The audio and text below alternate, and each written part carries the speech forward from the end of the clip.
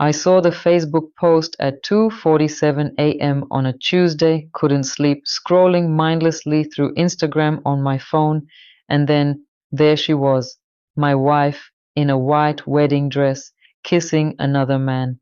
The caption read, "Finally married to my love, God's timing is perfect. Hashtag Toronto wedding, hashtag forever starts, hashtag blessed and grateful." The post was from 3 hours ago. We'd been married for exactly 9 weeks.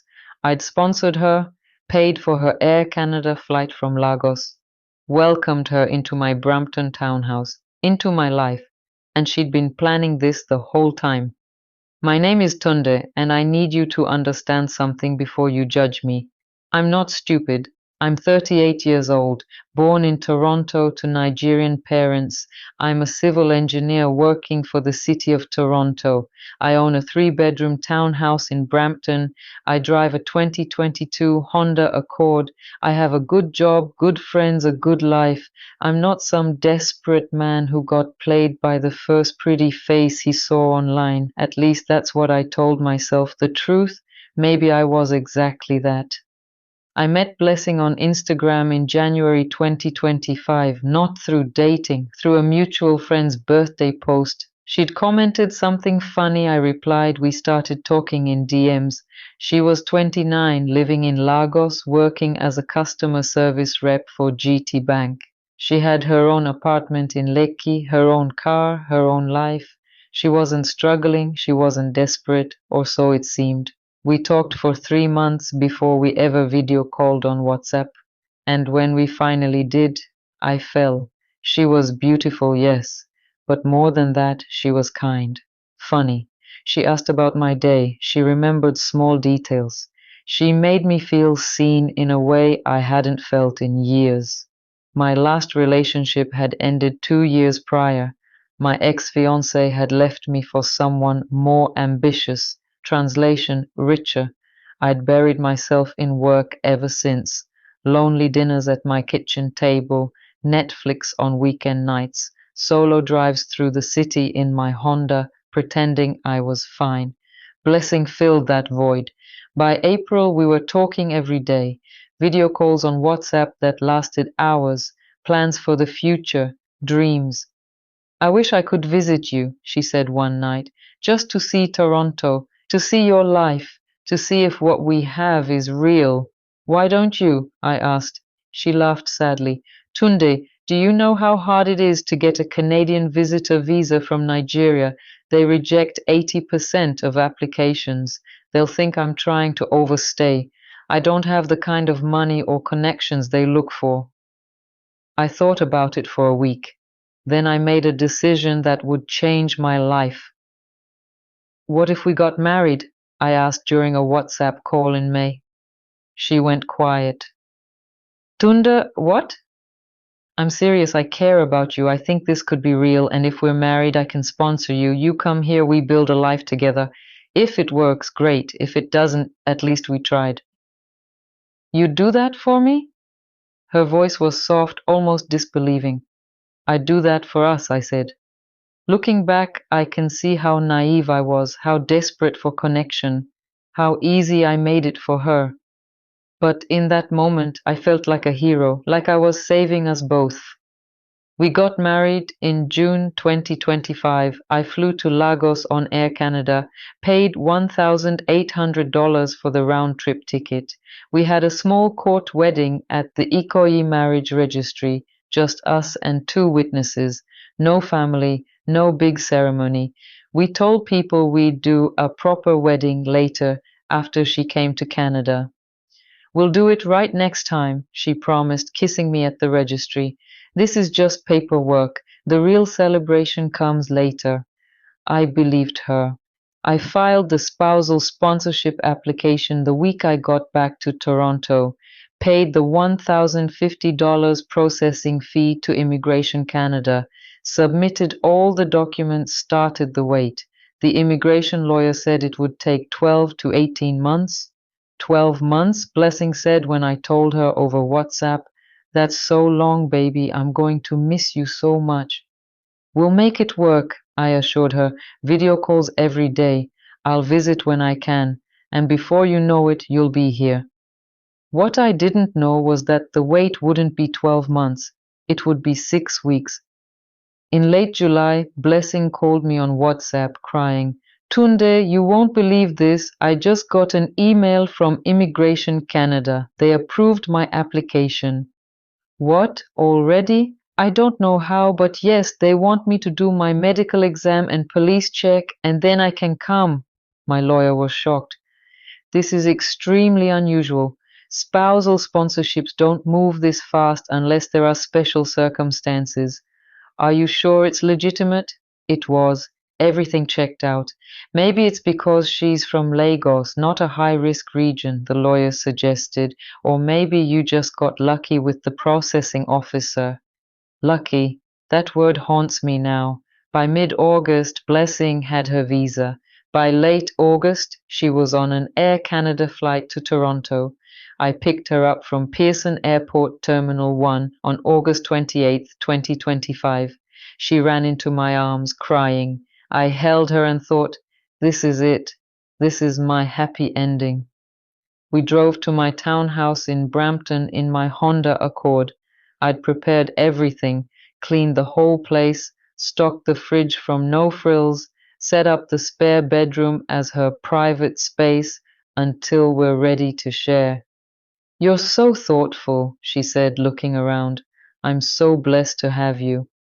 That night, we ordered jollof rice and chicken from 360 Restaurant on Eglinton.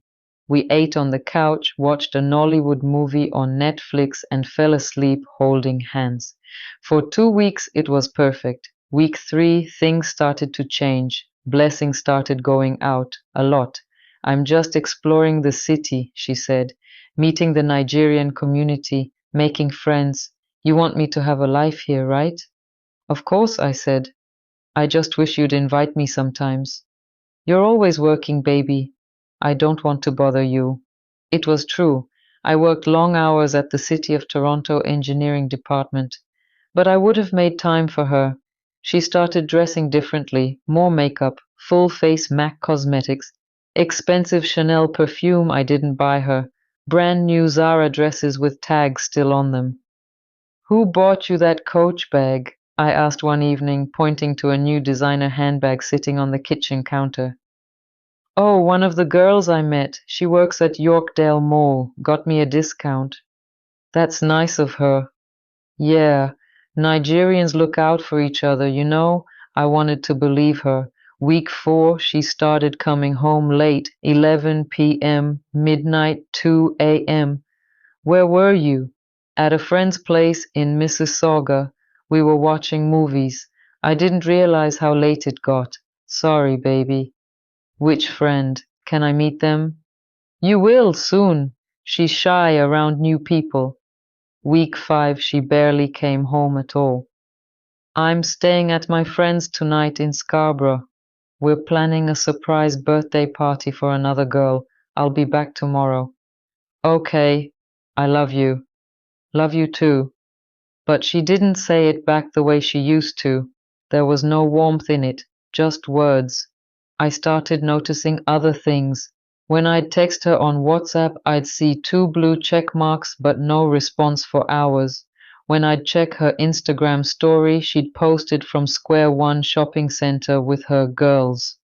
When I asked who she was with, she'd get defensive. She stopped asking about my day, stopped cooking the meals she used to make, stopped sitting with me in the evenings. When I tried to talk to her about it, she'd say, I'm just adjusting, Tunde. Give me time.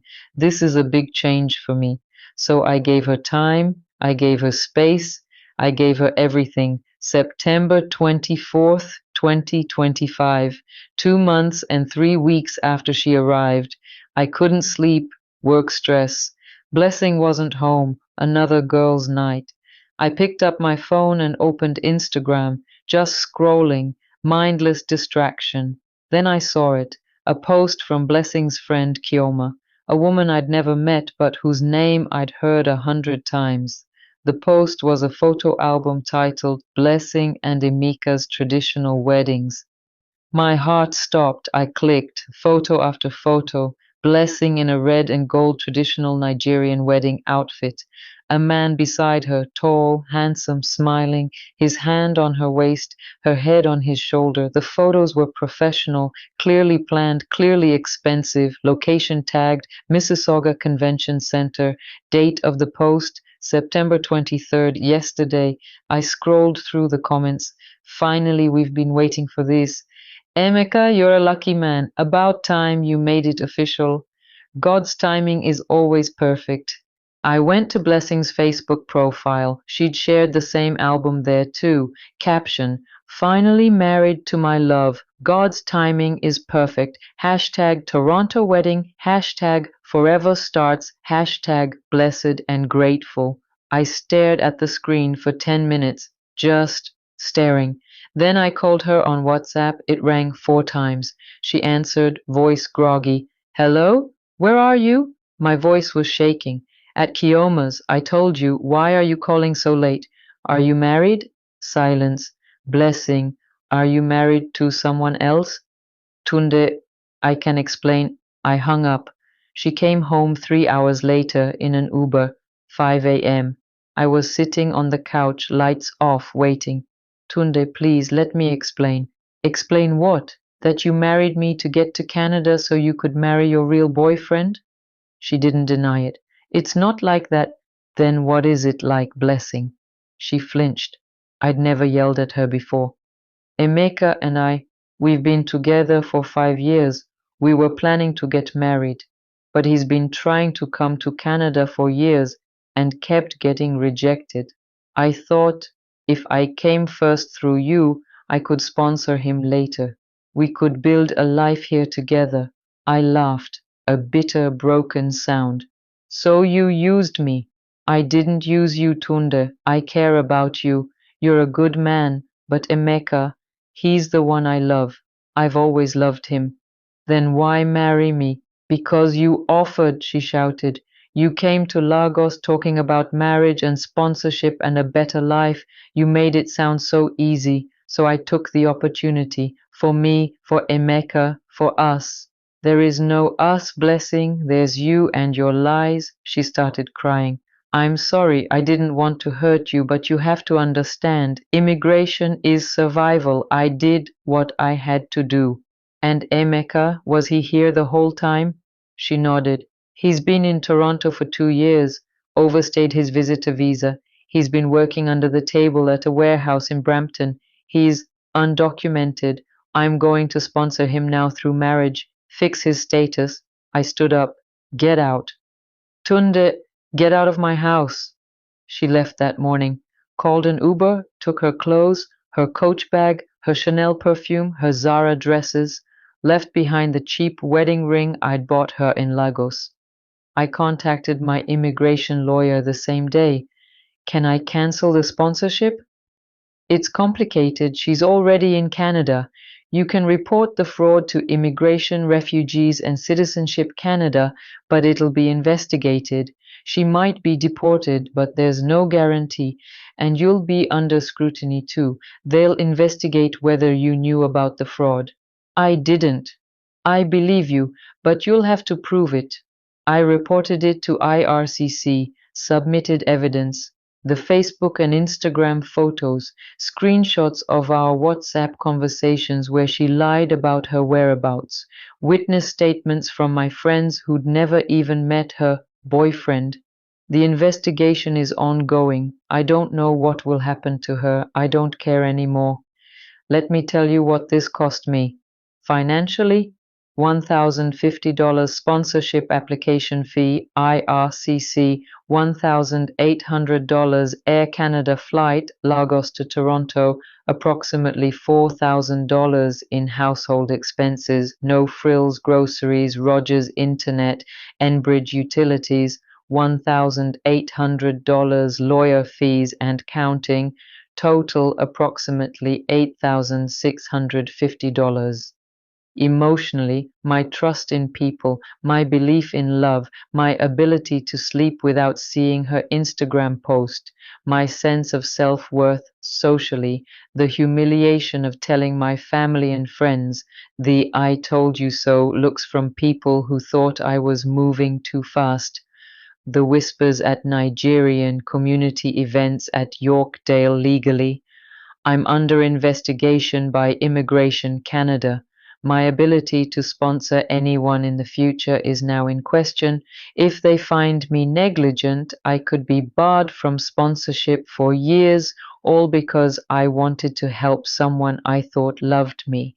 People will say I was stupid, desperate, too trusting. They're right. But I also learned something else. There are people in this world who see kindness as weakness. People who will look you in the eye, say I love you over WhatsApp video, and mean I'm using you. People who will sleep in your Brampton townhouse, eat food from your fridge, take your help, and plan their real life with someone else the entire time. Blessing didn't love me. She didn't even like me. I was a tool, a means to an end, a stamp in a passport, a Canadian citizen she could exploit. It's been 6 months since she left. I still live in the same townhouse in Brampton. I still work at the City of Toronto. I still drive my Honda Accord to work every morning and pretend I'm fine. But I'm not fine. I don't date. I don't trust. I don't open up. When people ask why I'm single at church or Nigerian events, I say, just haven't found the right person. The truth, I did find someone. I chose her. I flew Air Canada to Lagos to marry her. I fought for her. I built a life around her, and she was never mine to begin with. If you're reading this and thinking about sponsoring someone you met on Instagram or WhatsApp, please listen. Love doesn't ask you to take all the risk. Real love is patient. Real love is mutual. Real love doesn't need you to be a hero. If someone is rushing you to marry, to sponsor, to commit, ask yourself why. If someone's story doesn't add up, trust your gut. If someone makes you feel like you're their only option, you probably are. And that's not love, that's desperation. Blessing's Immigration Canada visa got approved in 6 weeks. My lawyer called it a miracle. But miracles don't exist in immigration, only preparation.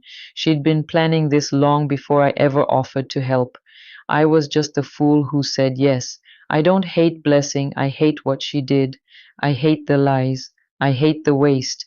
But I don't hate her, because hating her means she still has power over me, and she's taken enough already. So instead, I'm choosing to rebuild, slowly, carefully, with walls a little higher and trust a little harder to earn. Maybe one day I'll love again, but it won't be quick, it won't be easy, and it sure as hell won't be blind. They say love is blind. They're wrong, and I was desperate to believe that someone could love me without wanting something in return. If you're in Brampton, Mississauga, Scarborough, anywhere in the GTA, and you're thinking about sponsoring someone you met online, learn from my story. Don't be the next Tunde. Have you been the sponsor in a fraudulent relationship? What happened? How did you recover? This is et al. Real talk, real growth, real love. Please share this with someone who needs to read it before they make the same mistake and follow for more.